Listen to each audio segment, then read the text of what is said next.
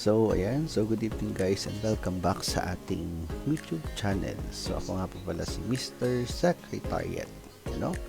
So, marami sa atin or sa mga applicants, aspiring applicants sa DepEd ay humihingi ng tips. Mababasa nyo sa ating mga sa comment sections ng ating channel. Sir, pengen naman ng tips about sa interview in applying to DepEd. So, ayun na nga. So, makikita natin sa DepEd Order 7 Series of 2023, nandun nakalagay kasi yung tips. Actually, hindi siya totally tips, pero still, as matagal ng Secretariat, so, nandun kasi yung tips na ngayon ay isi-share po natin sa inyo. So, huwag kalimutang mag-subscribe kung bago pa lang po sa ating channel. Para po sa mas marami pa. So, i-comment nyo lang kung ano yung mga gusto nyong malaman para ma-share po natin sa inyo. So, ito po ang DepEd Order 7 Series of 2023. So, ito yung heading niya which was released last March 22, 2023 sa Guidelines on Recruitment, Selection, and Appointment in the Department of Education. So, kasama na dito ang teaching, non-teaching, and related teaching personnel. So, ito yung gagamitin natin guidelines at tips about sa gagawing selection process. So, makinig po mabuti para po ay meron tayong at least matutunan para before mag-apply sa DepEd ay talagang prepared at ready na po tayo to answers the following questions. So, dito sa huli, meron po tayong mga examples questions. Ayan. So, ito po yung ating legal basis again. So, ang ating DepEd Order 7 Series of 2023. So, dito, mapapansin nyo dito, yung ating enclosure number 5 to DepEd Order 7 Series of 2023. So, we are referring to criteria and point system for hiring and promotion to non-teaching positions. So, ito po ay non-teaching position, same with related teaching position. Yung related teaching positions po, yun po yung mga school heads, head teachers na related po sa teaching position. Ito naman po, non-teaching, katulad po ng administrative assistant, administrative officer, project development officer, and so on, na hindi po siya related sa teaching. Kumbaga, non-teaching personnel talaga. So, dito, ito pong related teaching and non-teaching position and DepEds, meron po itong tinatawag na interview. Unlike po sa teaching position, na nandun po naman sa kanila ay TRF or yung Teacher Reflection Form. So, ngayon po, ang i-discuss po natin sa inyo ay yung tips pagdating po dun sa interview. So, dito po, ito pong enclosure number 5, so we are referring to non-teaching positions. Kasi po ang non-teaching and teaching related positions, ito po yung may interview. Pagdating po sa teaching position, TRF naman po ang meron sila, yung Teacher's Reflection Form po yung gagamitin. So again, para po sa mga non-teaching, so ito po yung criteria natin. So education, training, experience, performance, outstanding accomplishments, application of education, application of learning and development, and yung potential. Na kung saan yung potential po, nakapaloob dito yung interview. Yung BEI na tinatawag natin yung behavioral indicator. So, di-discuss po natin one by one. Yan. So, ito po yung mas malinaw na pointing system pagdating po sa non-teaching positions. So, halos lahat dito ay kasama na kasi napakalawak ng non-teaching positions. So, dito po mapapansin nyo sa criteria, so education, training, experience, outstanding accomplishment, application of education, and application of learning and development, and yung potential. So, dito po sa discussion natin, nakafocus po tayo sa potential. Ang potential po ay nahahati sa tatlo, ang written test, ang BEI or yung tinatawag nating Behavioral Events Interview. Yan, yung interview. So, ito po yung ibibigay natin ng diin for more tips about interview. And then, yung last, yung ating work sample test. So, mapapansin nyo po sa general services, so napakalaki. Pero normally po, yan, sa DepEd, so nagbe-base po tayo or naka-base po ang pointing system sa ating position na ina-applyan. Ang bawat position po ay meron po tinatawag na salary grade, yung sweldo. So, pagtaas ng SG, pagtaas ng sweldo. Kapag SG 1 to 9, yan, so non-general services, ito po yung mga admin aids, So, pasok na din po dito ang SG 8 and 9 para sa administrative assistant positions. Papapansin niyo po, 20 ang kanyang potential. Kung po sa 20, same po with AO2 na ang Administrative Officer 2 at saka PDO or Project Development Officer 1 ay SG11. SG11 is equivalent to 27,000 katulad po ng sweldo ng Teacher 1. Ayan. So, dito po, ang potential po ay 20 points. So, napakalaki. Ang breakdown po noon, written exam ay 5 points. Skills or work sample test, yung 10 points. At yung panghuli, yung ating interview or yung ating BEI, Behavioral Events Interview na 5 points. So, doon po tayo nakafocus sa ating discussion para sa video ito. So, yan. So, mas matataas po yan. Pagtaas ng SE, pagtaas ng sweldo. So, good luck. So, ayan. So, eto po sa letter C ng DepEd Order 7 Series of 2023 para sa non-teaching position. So, we're going to focus about the behavioral events interview. When we say behavioral events interview, of course, it refers to the conduct of the direct inquiry with the applicant. So, interview po siya, So, focusing on their display of desired behavior. So, during the interview, malalaman na po kung kayo po ay fit para sa posisyon or kung kayo po ay mabilis ma-stress. So, dito po, mapapansin nyo, nakalagay dito, ang BEI, it will use the STAR. The STAR approach. Yan. So, STAR approach po ang gagamitin. Ano po ba ibig sabihin ng STAR? Ito po yung situation, task, action, and results. So, tandaan, STAR questioning. Yan. So, situation in which the applicant acted, the task that the applicant faced, and the actions that the applicant took, and results of those actions. So, nakapaloob po dito sa gagawin nating STAR yung inyong sagot. Bibigyan po kayo ng isang question, and then sasagot po kayo using the STAR formula.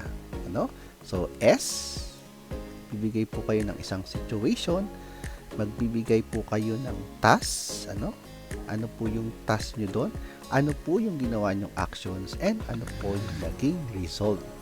Yan. Ayan. So, ano nga ba ang STAR interview questions? So, ang STAR interview questions ay sort of common behavioral interview questions that are frequently used by employers to evaluate a candidate's prior behavior and performance in a particular setting. So, yan po yung mga itatanong sa inyo, So, candidates are prompted to answer behavioral questions to provide concrete examples of how they handle difficult situation or problems in the past. So ang itatanong lang po sa inyo ay related sa trabaho. Kung ang tanong po ay related sa trabaho, ang ibigay po ay related sa trabaho. So kung wala naman po kayo talagang maisagot kasi wala pa po kayong trabaho, so yung personal na lang po. Ano po yung mga personal situation sa inyong buhay na nalagpasan nyo. Magbibigay kayo ng situation, ano yung inyong naging task or role, ano yung naging action nyo, and ano yung naging result. Okay? Ayan. So, ito pa yung mas malinaw. Again, yung STAR, situation, task, action, and result. So, dun sa situation, start your story by painting a specific picture of the situation you faced in your previous employer or in your life, kung walang employer. So, what was the exact situation? So, yun yung una mong sasagutin. Ano ba yung exact na situation or nangyari? And then, who was involved? Sino-sino yung mga naging involved dun sa situation na yon? And why did the situation happen? So, bakit nangyari yung situation na yon? So, dapat yon masagot mo para makapagbigay ka ng concrete na situation. Hindi pa pwedeng nagkaroon ng problema sa company, tapos ito yung ginawa ko. So, hindi pa pwedeng yun. Dapat nagkaroon ng problema sa company, sino yung involved na tao, at bakit nangyari yung problema na yon, o yung situation na yun. Pagdating naman sa task, use this opportunity to explain your specific role in the task. Yan. Ano ba yung naging role mo dun sa task? So, why were you involved in the task? So, bakit ka nakasama dun sa task? Or bakit ka na-involved? And what is the background of the story? Ano yung naging parte mo dun sa storya na yun? And sa action naman, so you're going to discuss very specifically the actions you took to resolve the situation. Hindi pa pwedeng may situation, hindi pa pwedeng may task na ikaw ay walang ginawang action or hindi ka nakasama doon sa action. So, what steps did you take to resolve the situation? Kaya pag magbibigay ka ng situation, make sure ikaw yung gumawa ng action, to solve that particular problem or situation. So, why did you choose to complete task this way? So, bakit ganun ang ginawa mo? Of course, may purpose ka bakit ganun yung ginawa mo. And yung lastly, yung ating results. So, clearly detail the results of your actions and highlight your strength. So, what was the outcome? So, ano yung nangyari yung ginawa mo yung action? How did you feel about the result? Naging fulfilled ka ba? Naging happy ka ba kasi naging maganda yung result? And what did you learn? Kung hindi maganda yung naging result, ano yung natutunan mo naman? And how did this situation influence who you are today? So, because of that situation, ano ka na ngayon? Nakabuti ba yon? Or nakaganda ba yun sa'yo? Sa current situation mo ngayon na makakatulong sa department na ina-applyan mo. Okay? Ayan. To give you further explanation about the situation, so the applicant is supposed to share a very detailed description of a challenging situation in your previous company where she or he became a lot of difficulties to achieve a specific goal. So, hindi naman yan nawawala sa isang company. In order to achieve that specific goal, so sometimes meron tayong mga problems encountered. So, an applicant is expected to provide as much as detail as she can for the interviewer to analyze their hurdle handling capabilities. Paano mo ba na-handle yung ganong situation? Or paano mo i-handle or maha-handle? Yung sa gagawin mong task and action. So, it doesn't have to be restricted to a job from the past and can be spread across all experiences. Katulad nga, nung sinabi ko kanina, kung wala kang previous employer at wala kang naging problema sa mga previous employers mo, pwede naman yung sa personal life or personal experience mo, such as volunteering or any other such encounters. Yan. So, marami ha. Hindi pwedeng, wala po ako naging problema sa company ko. Yan. So, baka hindi ka involved. Second, yan. So, pagdating naman sa task, what was the goal that the interviewee was trying to achieve? Ano ba yung gustong ma-achieve interviewee? Or ano ba yung dun sa task mo, ano ba yung gusto mong patunayan? So, an interviewer, yan, seeks to understand the targets achieved by the candidate in the past to decide whether or not she will be able to manage the organization's culture and achieve its goal. Yan. Doon pa lang sa sasagot mo or doon pa lang sa sasabihin mo sa task, malalaman na ni interviewer kung kaya mong i-handle yung situation, yung magiging situation mo or yung magiging task mo pagdating dun sa position na ina-applyan mo. So, alam na nila yan. Kaya, make sure na na-handle mo yung ibibigay mong situation. Ano yung magiging task mo dun sa situation and make sure na na-handle mo talaga siya ng maayos. Or kung hindi naman, so at least, ano yung natutunan mo dun sa situation na yon at dun sa task na ginawa mo. Ayan. Pagdating naman sa action, so an applicant is expected to share an aggregate of action taken to complete a particular task. So what is your specific action did you make in order to solve that particular problem? So those are the steps taken to solve problems while trying to achieve a goal. Ano yung specific na steps or process na ginawa mo in order to achieve a specific goal? Contribution as a member to finish an assigned task within the expected time frame. So normally yan, meron talagang mga time frame or yung due date or deadline. So, and details such as this will make the interviewer believe in what the candidate has to bring to the table. Kung ano yung ginawa mong actions, related siya dapat dun sa situation at dun sa iyong task. Baka yung ginawa mong action ay hindi dapat ikaw yung gumawa. Kung hindi na, or for example, yung situation ay hindi masosolve yung ginawa mo action. Kasi dun pa lang sa situation, iba na yung situation. Kaya dapat align lahat ang gagawin mo. So, dapat yung situation, align yung iyong task, what is your task, and align yung iyong action. Para of course, kapag aligned na yung tatlo, what will you expect? So, of course, what will be the result? Of course, positive, or you will be able to resolve that particular problem. Okay, so that is action. Ayan, so yung number 4 natin yung result.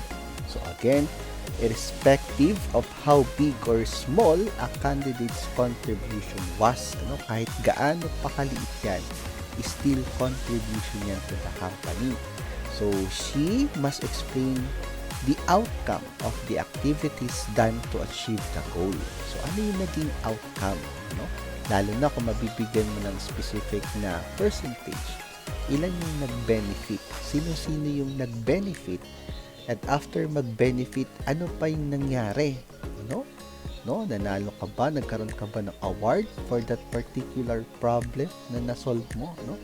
So, whether the goal was overachieved or underachieved, and how well the candidate performed in that situation. So this is a factor where none of the interviewees must shy away from boasting about the work done to achieve a certain goal. So dito, kapag star questions, ito na yung part na iyayabang mo or ipagmamalaki mo yung nagawa mo dun sa dati mong company. So, ano ba yung nagawa mo? Ano ba yung problema ng company na nasolve mo? So, napakaganda nitong star questioning na to. Kasi dito, ma-explain mo talaga kung ano yung ginawa mo. At talagang maipagmamalaki mo kung ano yung naging resulta. Lalo na kung maganda yung resulta. Nakaka-proud siya. So, yan. So, katulad dito sa DepEd, so, mas marami, magkakaroon ka ng awards kapag marami kang situation na na-solve or nagkaroon ka ng mga projects out of that problem or situation. So, pwede siyang ipanlaban.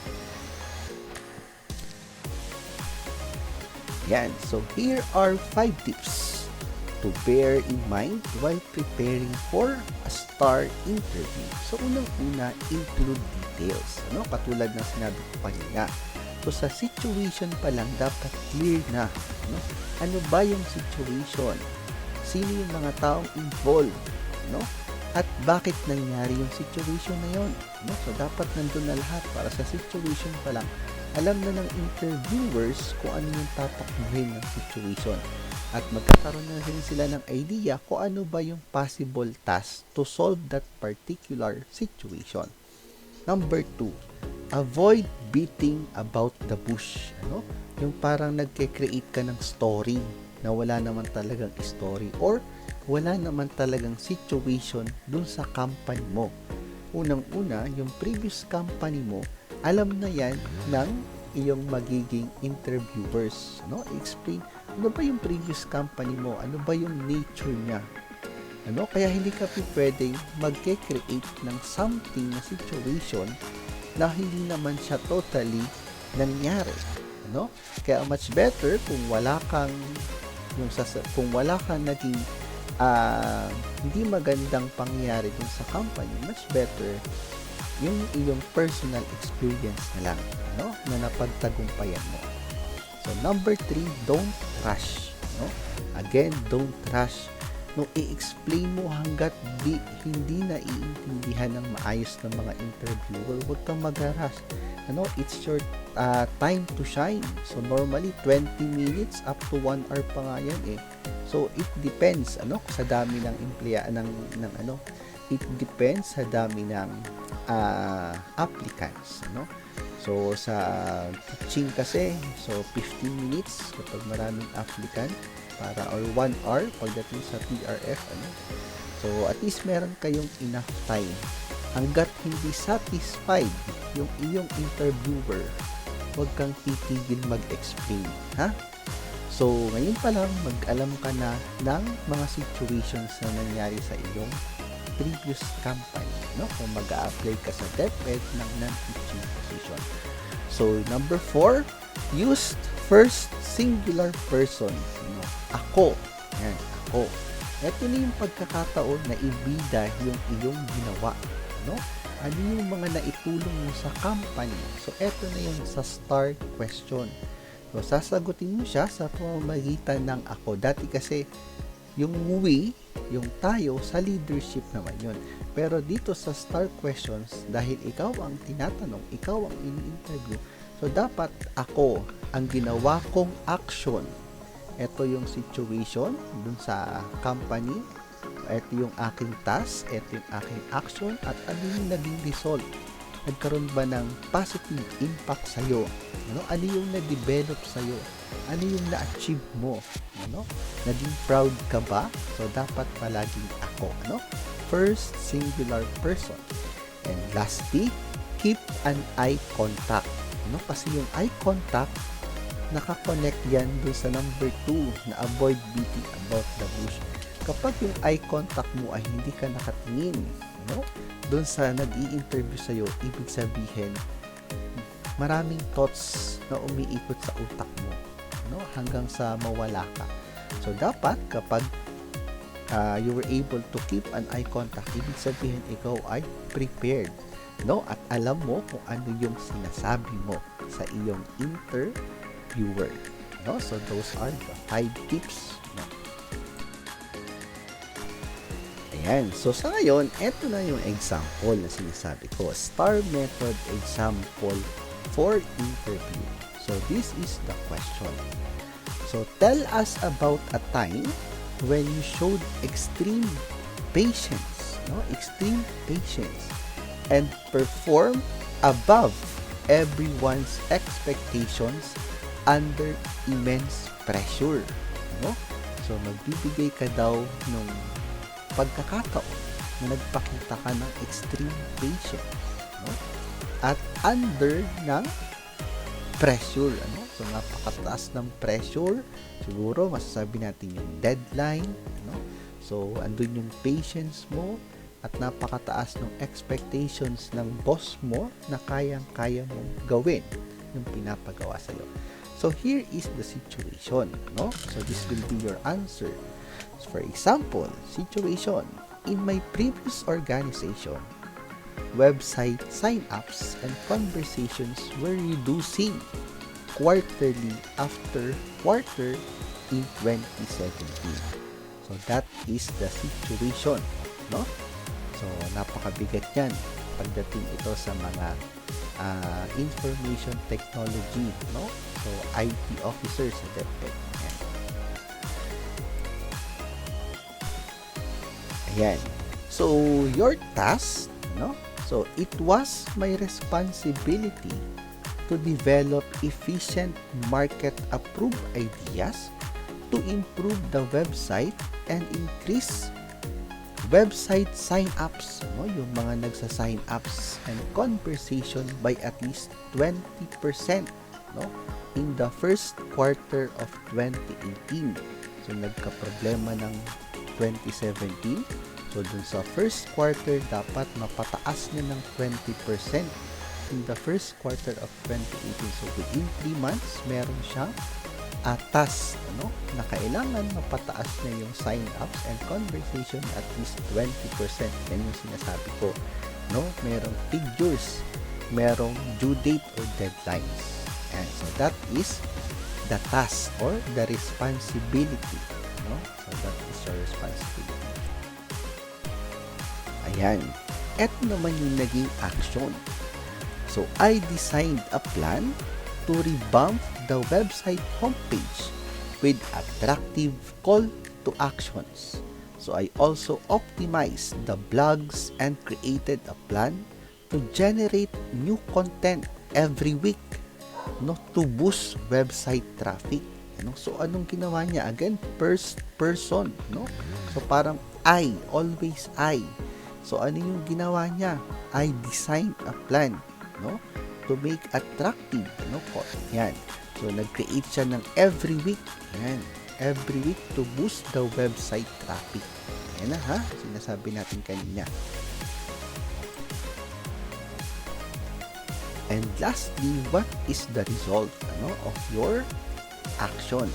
So by the end of the first quarter of 2018, no, my team and I, no, so andun pa rin yung I, were successful in increasing sign up by 20%, no? So nandun yung nangyari, what is the result, nandun yung timeline, and of course nandun yung target, no? Na-hit yung target on or before the due date. Ayan. So dapat ganun po ang ating pagsagot. So mapapansin nyo, related po lahat yung apat, yung ating star, yung ating situation, task, no, yung ating action, and then yung ating result, no. So dapat pagdating sa huli, so pwede nyo pa siyang dagdagan. So naka-boost po ito, ano, and I am very proud for myself, no. That's why I am here, ano, or I'm here applying for the position. Yan. So, dapat ganun. Talagang isell mo yung sarili mo. No? Na ikaw ay proud sa ginawa mo. Yan. So, pag sa ganun ang datingan, nako, perfect ka kaagad sa interview. No? So, good luck. Yan. Ayan, so for more tips, ano, and more videos, so please don't forget to subscribe to our channel. So meron din po tayong TikTok, ano, para dun po tayo nakakapag-share ng mga ideas pagdating sa hiring sa DepEd, no? At hindi po ako nahihiya na i-share sa inyo kasi yan, dahil dun sa ating mga ginawang task or napagdaanan na po kasi natin itong lahat, no? Itong start question, so napagdaanan na po natin na to na lahat ng mga regional directors ang uupong panel, no, saan naging interview namin. So napakaganda pala ng start question na to, no? Kasi dito una pa lang malalaman mo na kung talagang ikaw ay may nagawa para sa isang company, no? So again, good luck and hopefully, ano, makaina po kayo sa DepEd. So thank you for watching.